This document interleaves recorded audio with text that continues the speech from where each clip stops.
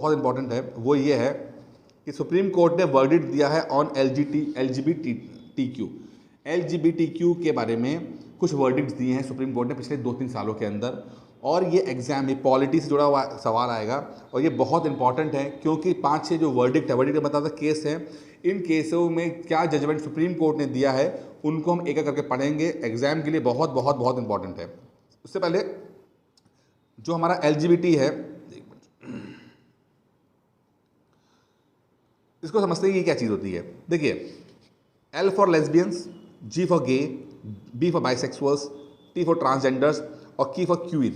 क्या मतलब है? देखिए, जब एक पुरुष और स्त्री संबंध बनते हैं तो वो एक नेचुरल नॉर्मल तरीका स्ट्रेट संबंध कहते हैं। लेकिन हम ये नहीं बोल सकते कि इस प्रकृति में जिस तरह से हम सोचते हैं या जिस तरह से मेजॉरिटी वाले लोग सोचते हैं चीज़ें वैसे ही होती हैं। इस प्रकृति की खासियत ही यही है कि यहाँ पर रूल्स तो ही हैं, रूल्स पे तो दुनिया काम करती है, लेकिन रूल्स को तोड़ते हुए कुछ एक्सेप्शंस भी हैं। यही रियलिटी है, चाहे वो प्रकृति रही हो, चाहे आप हमारे धार्मिक ग्रंथ देख लो कि हर तरह के चीज़ों को, इस तरह के जो वेरिएशंस को एक्सेप्ट किया गया है।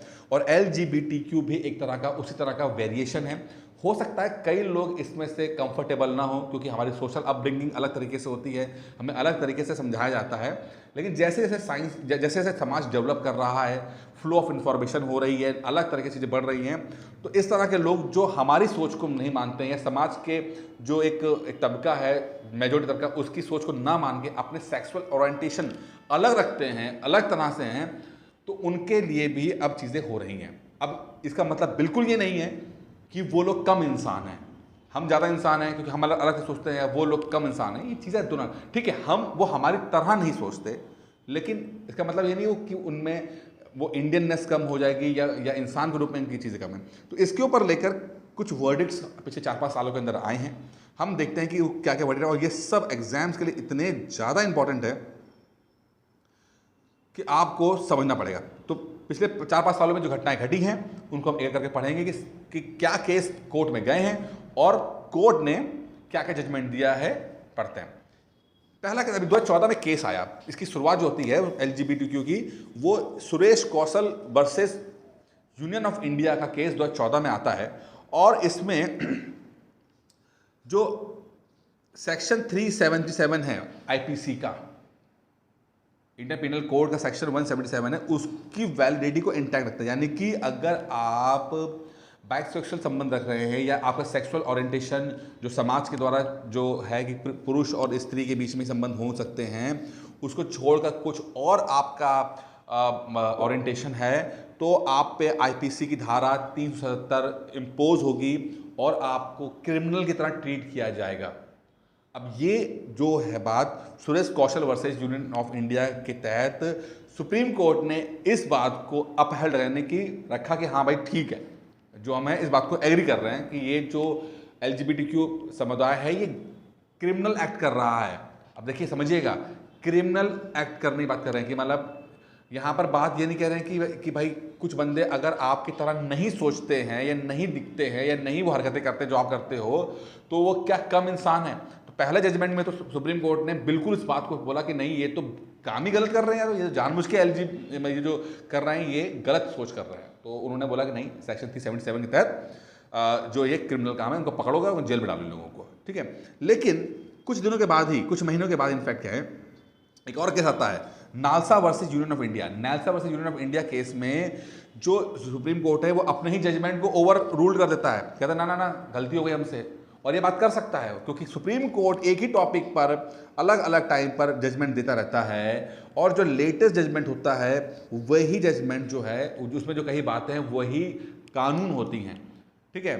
केशव भारती केस हो या उससे पहले आपका जो जैसे कि एग्जाम्पल बेरूबारी थाना केस 1960 का बेरूबारी थाना, उसमें बोला कि जो प्रियम्बल है वो संविधान का हिस्सा नहीं है, उद्देशिका जो है वो संविधान का हिस्सा नहीं है। लेकिन 12-13 साल के बाद केशव नंदा भारती केस आता है जिसमें बेसिक स्ट्रक्चर की बात की जाती है। तो वहाँ क्या बोलते हैं कि नहीं, संविधान हमारा संविधान का हिस्सा है, प्रियम्बल हमारा संविधान का हिस्सा है। तो चूंकि लेटेस्ट में केशव नंदा भारती केस हुआ है तो उसमें जो बातें बोली गई हैं हम उसको ही कानून के रूप में मानते हैं। अब लेट सपोज अगले कुछ दिनों के बाद एक और केस आता है और जो फिर से बोल दे कि प्रेम्बल जो है वो संविधान का हिस्सा नहीं है, तो फिर हम वही बात मानेंगे जो कि लेटेस्ट होगा। तो यहाँ पर देखिए कि नालसा के अंदर सुप्रीम कोर्ट ने अपने ही दिए जजमेंट को, सूर्य कौशल जजमेंट को ओवर रूल कर दिया कि नहीं नहीं, गलती से हो गई, मिस्टेक।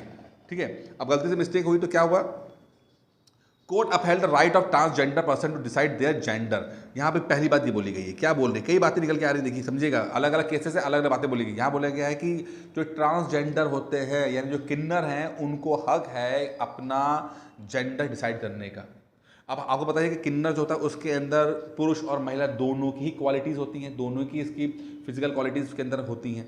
ठीक है, तो अगर कोई बंदा चाहे कि नहीं मुझे पुरुष बनना है या महिला बनना है, तो अपने आप का जेंडर वो ऑप्शन करा सकता है। तो ये सिर्फ और सिर्फ जो है ये उस बंदे के ऊपर है कि वो क्या चाहता है। तो NALSA versus union of India में ये बात बोली गई है। और इसमें एक बात और बोली गई जो बहुत इंटरेस्टिंग है कि बोला गया कि सुप्रीम कोर्ट ने बोला कि सेंटर और स्टेट, सुन लो, जो ये ट्रांसजेंडर होंगे, जो अपना ये लिंग परिवर्तन कराएंगे, ठीक है, उसको आप लीगल करो, उसको लीगल करो।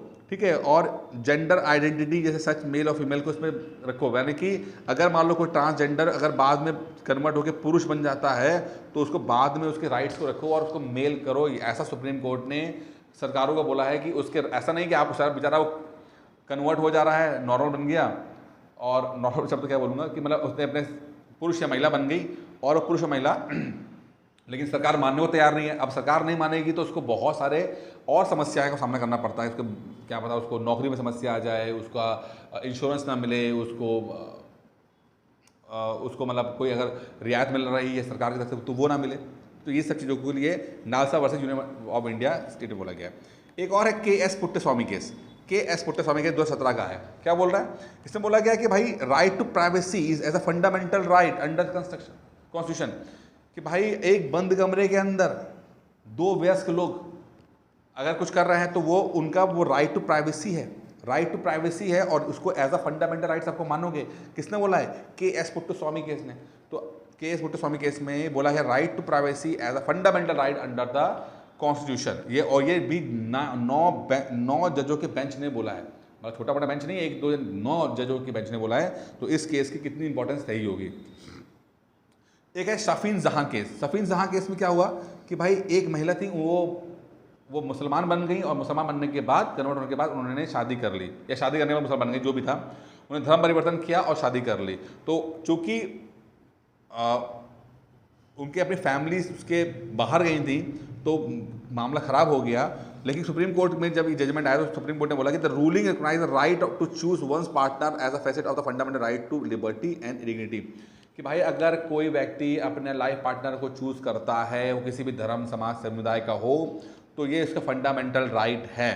ठीक है, social approval for the intimate personal decision is not the basis of recognition.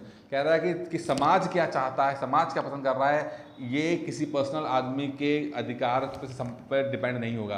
कि भाई समाज ने बोला कि नहीं एक पुरुष और महिला शादी कर सकते हैं, तो अगर आप ऐसा चीज़ नहीं हो रहा है तो आप उसको लीगलाइज नहीं कर रहे हो, उसे क्राइम बोल रहे हो। ठीक है, समाज बोल रहा है ठीक कर रहा है, लेकिन अगर समाज के खिलाफ जाकर चीज़ें जा रही हैं और वो कानून के दायरे में हैं तो कानून उसको सही मानेगा। शक्ति बहानी बस यूनियन ऑफ इंडिया केस जो आया उसमें क्या है, ऐसे declare directive to prevent honour killing at the behest of the khap panchayat. इसमें सही में कि दो लड़कों ने, मतलब 2 लड़के कह रहे हैं कि 2 लोगों ने शादी कर ली और दोनों का जो अप्रूवल था वो खाप पंचायत से नहीं मिल पाया। ठीक है, तो उनकी जान को रक्षा करने के लिए जो कोर्ट है वो आगे आती है। ठीक है, और उन्होंने बोला है कि नहीं ऐसा नहीं है, कि court recognise the right to choose a life partner as a fundamental right. Article 1921 में बोला गया है कि कोई व्यक्ति भी अपना लाइफ पार्टनर चूज करने में हक रखता है। ठीक है, चलिए नस्तेज जौहर केस, बहुत इंपॉर्टेंट है ये नस्तेज जौहर केस। इन्होंने क्या बोला, इसमें बोला कि इसमें जो सुरेश कौशल की जो रूलिंग्स आए थे उसको इन्होंने क्यूरेटिव पिटिशन के रूप में माना है। 5 मेंबर के जज थी, उसमें बोला गया है कि IP section 377 of extent that is criminalise. बोला कि जो ये सेक्शन 377 के अंदर जो ये बोलता है कि LGBTQ वाले समुदाय के लोगों ने अगर कुछ ऐसी हरकत करते हैं तो उनका ऊपर क्राइम का केस लगेगा, तो उस चीज़ को ख़त्म करके नवतेज जौहर केस में बोला कि ऐसा नहीं लगेगा।